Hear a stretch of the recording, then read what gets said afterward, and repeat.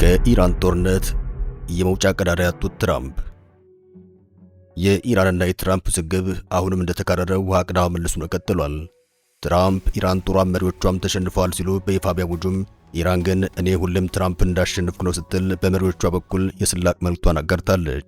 ፕሬዚዳንት ትራምፕ ኢራን ሙሉ በሙሉ መሸነፏንና እንደ ሀገር ያላትን የመከላከል አቅም ማጣቷን በይፋ ካሳወቁ በኋላ ኔታንያሁ በቁጣ መልክ ኢራን ገና አልተሸነፈችም፣ ብዙ ነገር ይቀረናል ሲሉም የትራምፕን ሐሳብ ውድቅ አድርገዋል።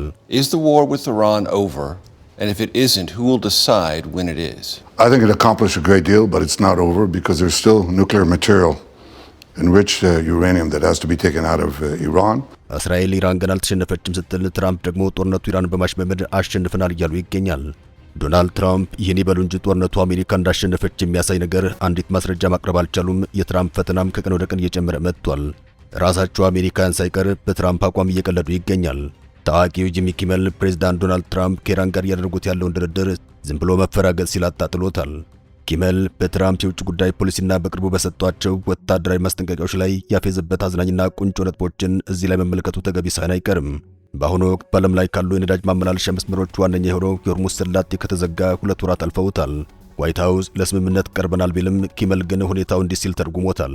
የስምምነቱ ዝርዝር ገና አልታወቀም፣ በትክክል ምን እየሰራ እንደሆነ ግን ፈጣሪ ወቀው ሲል ተናግሯል። ኢራን ወሽመጡን የዘጋችው አሜሪካና እስራኤል በከፈቱባት ጦርነትና በተጣለባት የባህር ላይ እገዳ ሳቢያ ሲሆን ይህ ደግሞ የዓለምን የነዳጅ ዋጋ እንዲንር አድርጓል። እንደ አፍሪካ ያሉ ሀገራት ፈተና ውስጥ ገብተዋል። በተለይ ኢትዮጵያ ፈታኝ ነገር ገጥሟታል። ዶናልድ ትራምፕ እንደ አውሮፓውያን አቆጣጠር በ2015 ኦባማ የደረሱበትን የኒውክሌር ስምምነት በታሪክ መጥፎ ስምምነት በማለት የቀደውት እንደነበር ይታወሳል። አሁን ትራምፕ ሊያደርጉት ያሰቡት ስምምነት ከኦባማ በ5 ዓመታት ብቻ የሚያንስ መሆኑን ኪመል ጠቅሷል። በታሪክ መጥፎ የተባለውን ስምምነት አሁን በባሰ መጥፎ ስምምነት ሊበልጠው ነው ሲልም በትራምፕ ላይ ተሳልቋል።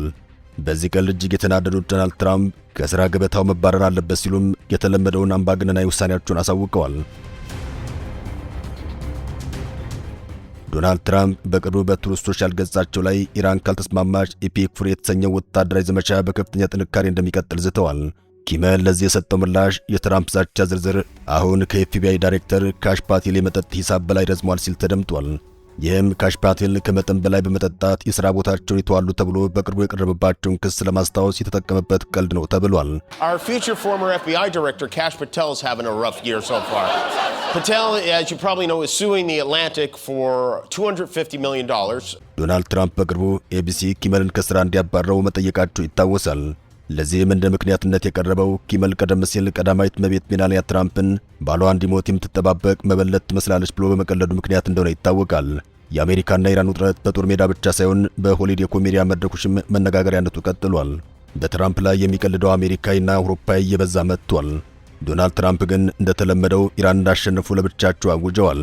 ትራምፕ ላይ ግን አሜሪካና ጀርመናውያን ሌሎችም የአውሮፓ ሀገራት መሪዎች ሳይቀሩ እየቀለዱባቸው ሲሆን ከኢራን ጦርነት የመውጫ ቀዳዳ ያጡት ትራምፕ አሁን እንደተለመደው ጦርነቱን እንዳሸነፉ እየዛቱ ይገኛል። ፕሬዚዳንት ዶናልድ ትራምፕ ኢራን ሙሉ በሙሉ መሸነፏንና እንደ ሀገር ያላት የመከላከል አቅም ማጣቷን በይፋ አስታውቀዋል። ፕሬዚዳንቱን አስተያየት የሰጡት በሁለት ሀገራት መካከል ያለው ወታደራዊ ውጥረት እጅግ በበረታበት ወቅት ነው። ፕሬዚዳንት ትራምፕ እንዳሉትም ኢራን በአሁኑ ወቅት የትኛውም አይነት የተቀናጀ የጦር ሰራዊት የላትም፣ አገሪቱ የምትመራባቸው መሪዎች እንደሌሏትና የአመራር መዋቅሯ መፈራረሱን ገልጸዋል። ኢራን ራሷን የምትከላከልበት ምንም አይነት የመከላከያ ስርዓት ወይም ዲፌንስ እንደማይቀራትም አጽንኦት ሰጥተዋል። ይህም በፕሬዝዳንት ትራምፕ የተሰጠው መግለጫ በመካከለኛው ምስራቅ ያለውን የኃይል ሚዛን ፍጹም የሚቀይር ሆኗል። በተለይም በአሜሪካና በኢራን መካከል ሲካሄድ የቆየውን ቀጥተኛና ኢቀጥተኛ ጦርነት ወደ ማጠቃለያው መዳረሱን የሚጠቁም እንደሆነም የፖለቲካ ተንታኞች እየገለጹ ይገኛል። ሜሪት ፕሮፐርቲስ ከ1.7 ሚሊዮን ብር ሙሉ ክፍያ ጀምሮ ዘመናዊ ንግድ ሱቆችን በመሃል መርካቶ ተክለ ሃይማኖት አቀረበ። ጂ+4 ዱባይ ሞል ስታንዳርድ የሆኑት ሞሎች ከ11 ካሬ እስከ 2000 ካሬ አማራጭ ያላቸው ሲሆን ከ440 ሺህ ብር ቅድመ ክፍያ ጀምሮ በአንድ ዓመት ጊዜ ውስጥ ይረከባሉ። በተመሳሳይ በመሃል ፒያሳ አራዳ ፓርክና ፍሬንድሺፕ ፊት ለፊት እስከ 30% ቅናሽ የተደረገላቸው መኖሪያ ቤቶችንም ማክለናል። ባለ 1 መኝታ በ4.2 ሚሊዮን ሙሉ ክፍያ፣ ባለ 2 መኝታ በ8.3 ሚሊዮን ሙሉ ክፍያ፣ ባለ 3 መኝታ በ11.3 ሚሊዮን ሙሉ ክፍያ። አሁኑን ይደውሉ። ስልክ 0961172493 0993472559 አሁን ከደወሉ ያለምንም የኮመን ኤሪያ ክፍያና ተጨማሪ 20% ቅናሽ ጋር ይስተናገዳሉ። ሜሪት ፕሮፐርቲስ። እስራኤል ትራምፕ ለምን ይዘባርቃሉ? ጦርነቱ አልተጠናቀቀም እያለች ነው። እስራኤል ኢራንና አከርካሪ ለመስበር ገና ይቀረናል እያለች ሲሆን የእስራኤሉ ጠቅላይ ሚኒስትር ቤንያሚን ኔታንያሁ ለአሜሪካን መገናኛ ብዙሃን በሰጡት ቃለ ምልልሳቸው በኢራን ላይ እየተካሄደ ያለው ጦርነት ፍጻሜ እንዳላገኘ በይፋ አስታውቀዋል። ጠቅላይ ሚኒስትሩ አክለውም ጦርነቱ ተጠናቋል የሚባለው የኢራን የኒውክሌር ክምችት ሙሉ በሙሉ ሲወድም ብቻ እንደሆነም አጽንኦት ሰጥተዋል። ምንም እንኳን በኢራን ወታደራዊ መዋቅር ላይ ከፍተኛ ጉዳት ቢደርስም እስራኤል አሁንም የቀረ ስጋት እንዳላት ታምናለች። እንደ ኔታንያሁ ገለጻ ኢራን ያከማቸችው የበለጸገ ዩራኒየም መወገድ አሊያም መውጣት አለበት። ኢሳያው ግን ጦርነቱ እንደማይቆም አስገንዝበዋል። የእስራኤል ዋና ኢላማም ኢራን የኒውክሌር ኃይል ማዕከል የመሆን ዕድሏን ለአንዴና ለመጨረሻ ጊዜ ማክሸፍ እንደሆነም በንግግራቸው አሳውቀዋል። ጠቅላይ ሚኒስትር ቤንያሚን ኔታንያሁ ከመካከለኛው ምስራቅ ባሻገር መላውን ዓለም ሊያሳስብ የሚችል ጠንካራ ማስጠንቀቂያ ሰንዝረዋል። እንደ ጠቅላይ ሚኒስትሩ ገለጻ እስራኤል ከኢራን ጋር የገባችበትን ወታደራዊና ዲፕሎማሲያዊ ፍጥጫ መቋጫ አግኝቷል ብሎ ማሰብ ስህተት ነው ሲሉ ተደምጠዋል። ኔታንያሁ ለሲቢኤስ 60 ሚኒት ፕሮግራም በሰጡት ቃለ መጠይቃቸው የጦርነቱ ማብቂያ ከአንድ ወሳኝ ቅድመ ሁኔታ ጋር አያይዘውታል። ይህም በኢራን እጅ የሚገኘውን የበለጸገ ዩራኒየም ሙሉ በሙሉ ማስወገድ ነው። የቴህራን የኒውክሌር መርሃ ግብር ለቀጠናው ብቻ ሳይሆን ለእስራኤልና ቀዳሚ ስጋት መሆኑን ገልጸዋል። ምንም እንኳን የተለያዩ ተኩስ አቁም ጥረቶች ቢኖሩም እስራኤል ግን መከላከያዋን ከማጠናከርና ለጥቃት ከማዘጋጀት ወደ ኋላ እንደማትል አስታውቀዋል። ዓለም አቀፉ ማህበረሰብ በኢራን ላይ የሚያደርገውን ጫና እንዲያበረታና የኒውክሌር ምኞቷ እንዲገታ በድጋሚ ጥሪያቸውን አቅርበዋል። ይህ የኔታንያሁ ማስጠንቀቂያ የወጣው የአሜሪካው ፕሬዝዳንት ዶናልድ ትራምፕ ኢራን ተሸንፋለች ካሉ በኋላ መሆኑን ጉዳዩ ይበልጥ አነጋጋሪ አድርገዋል። ይህ ንግግር በሁለቱም መሪዎች መካከል ያለው ልዩነት የሚያሳይ ሲሆን እስራኤል የኢራን መንግስት ቢዳከምም በድብቅ የተከማች ዩራኒየም ወደፊት ለከፍ አደጋ ሊዳርግ ስለሚችል ሊወገድ ይገባል ባይ ናት። መወገድ አለበት የሚለው ንግግርም እስራኤል በቀሪዎቹ የኢራን የኒውክሌር ማከማቻዎች ላይ ተጨማሪ ጥቃት ለመሰንዘር ዝግጁ መሆኗን የሚጠቁም ሊሆን ይችላል። ኔታንያሁ ይህን መልእክት ለአሜሪካ መገናኛ ብዙሃን መስጠታቸው ዋይት ሃውስ በኢራን ላይ የጀመረውን ጫና እንዳላላ ለማሳሰብ የታለመም ይመስላል። የእስራኤል ጠንካራ አቋም በመካከለኛው ምስራቅ ያለው ውጥረት ወደ አዲስ ምዕራፍ ሊያሸጋግረው ይችላል። ዓለም አቀፉ ማህበረሰብ የኒውክሌር ተቋሞቿ ላይ ለሚሰነዘሩ ጥቃት ሊያስከትል የሚችለውን የራዲዮ አክቲቭ ብክለትና ሰብአዊ ቀውስ በስጋት እየተከታተለው ይገኛል። የኢራን ዩራኒየም በሚመለከት የአሜሪካው ፕሬዝዳንት ዶናልድ ትራምፕ የሀገራቸው የጠፈር ኃይል ማለትም ስፔስ ፎርስ በኢራን ፍርስራሾች ላይ ተቀብሮ የሚገኘውን የበለጸገ ዩራኒየም በንቃት እየተከታተለ መሆኑን ገልጸዋል። ፕሬዝዳንቱ አክለውም ማንኛውም ዩራኒየም ለማውጣት የሚደረግ ሙከራ በአሜሪካ በኩል ከባድ ወታደራዊ እርምጃ እንደሚጠብቀው አስጠንቅቀዋል። የአሜሪካ የጠፈር ኃይል የላቀ ሳተላይት ቴክኖሎጂን በመጠቀም ኢራን ከጥቃቶች ለመመሸግ በፍርስራሾች ስር የቀበረችው ዩራኒየም ለ24 ሰዓታት እየተቆጣጠረ መሆኑ ታውቋል። ፕሬዝዳንት ትራምፕ ኢራን ይህን ቁስ ለማውጣት ሆነ ለጦር መሳሪያነት ለመጠቀም የምታደርገው ማንኛውም እንቅስቃሴ በኃይል እንደሚቀለበስ በግልጽ ተናግረዋል። ይህ መግለጫ አሜሪካ በጠፈር ቴክኖሎጂ ያላትን የበላይነት በመጠቀም በምድር ላይ ያሉ የኒውክሌር እንቅስቃሴዎችን በዝርዝር መቆጣጠር እንደምትችል የሚያሳይ እንደሆነም ተገልጿል። ይህ ማስጠንቀቂያ የመጣውም ኢራን ወታደራዊ አመራርና መዋቅሯን መፈራረሱን ትራምፕ በገለጹ ማግስት ነው። ዩራኒየም በፍርስራሽ ስር መገኘቱም ቀደም ሲል በኢራን የኒውክሌር ማዕከላት ላይ የተካሄዱ ጥቃቶች ውጤታማ መሆናቸውን ሊያመላክት ይችላል።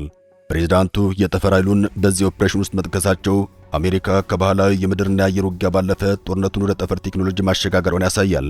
ይህ እርምጃም በመካከለኛው ምስራቅ የቀረውን የኒውክሌር ስጋት ሙሉ በሙሉ ለማስወገድ የታለመ ሲሆን በሌሎች የኒውክሌር ባለቤት ሀገራት ላይም ቀጥተኛ መልእክት ያስተላልፋል ነው የተባለው።